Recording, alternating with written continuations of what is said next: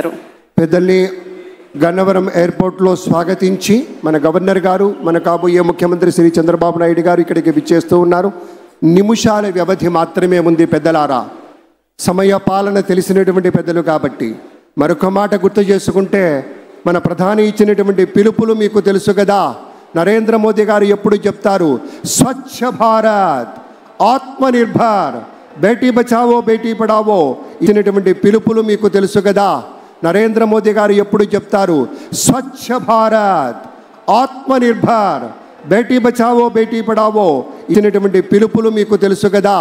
నరేంద్ర మోదీ గారు ఎప్పుడు చెప్తారు, స్వచ్ఛ భారత్, ఆత్మనిర్భర్, బేటీ బచావో బేటీ పడావో ఇత్యాది పథకాలన్నీ కూడా మన రాష్ట్రంలో కూడా దూరదృష్టి కలిగినటువంటి శ్రీ చంద్రబాబు నాయుడు గారు కళలు కనడానికి ధైర్యంతో పాటు ఆ వచ్చిన కళల్ని సాధించడానికి సాహసంతో ముందుండేటువంటి వ్యక్తిగా చంద్రబాబు నాయుడు గారు ప్రపంచంలో వచ్చినటువంటి ఐటీ విప్లవ ఫలితాలు తెలుగు జాతికి అందాలని మొట్టమొదటగా అంచనా వేసి ఇవాళ హైదరాబాద్ మహానగరం ఒక ఐటీ హబ్గా ఉంది అంటే కారణం చంద్రబాబు నాయుడు గారని చెప్పుకోవాలి. అలాగే ఆయన ఒక మహాస్వాప్నికుడు.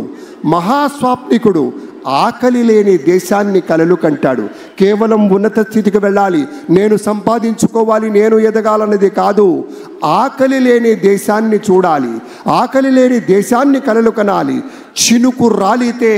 చినుకు రాలితే విత్తనమై మట్టి గుండెల్లో దూరి మొక్కై తనువంతా విచ్చుకొని మహావృక్షంగా ఎదిగి రేపటి రోజుకు కావలసినటువంటి విత్తనాలను కూడా అందించేటువంటి రీతిలో ఎదగాలన్నదే లక్ష్యంగా ఉన్నటువంటి నేత మన ముఖ్యమంత్రిగా చంద్రబాబు నాయుడు గారు ప్రమాణ స్వీకారం చేయబోతూ ఉన్నారు.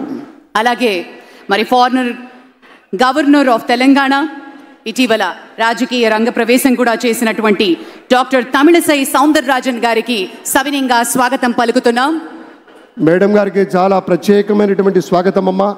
డాక్టర్ తమిళసై సౌందరరాజన్ గారు తెలంగాణ రాష్ట్రంలో గవర్నర్గా ఉన్నా కూడా మన మీద కూడా అవ్యాజమైనటువంటి అనురాగం, ప్రేమ, వాత్సల్యం, కరుణ ఉన్నటువంటి తల్లి, ఆ తల్లికి స్వాగతం పలుకుతూ ఉన్నాం.